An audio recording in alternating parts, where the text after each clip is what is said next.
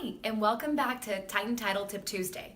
So today, as promised, we're going to be discussing short sales. But we're going to starting our short sale discussion with the seller's point of view.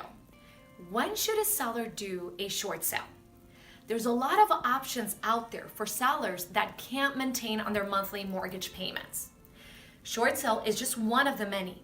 There can be a bankruptcy for you to redistribute the debt, and then when you can stay in the house. Loan modifications, many options for you to stay in the house.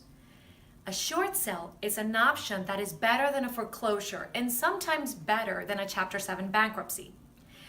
A short sale is an option for a seller who is having some sort of financial or otherwise health hardship, somebody who wants to get rid of the house, so they want to sell the house and get over that mortgage.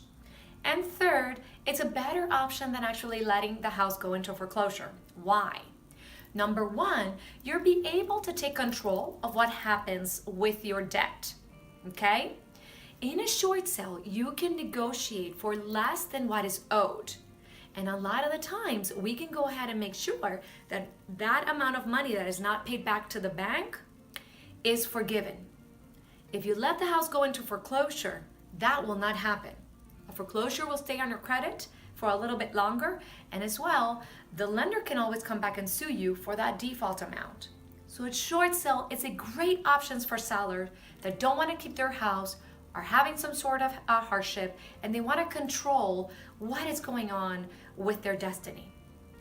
As always, we are here to help you. If you need any more information or any help, please make sure to give us a call and stay tuned for next Tuesday for more information on short sales.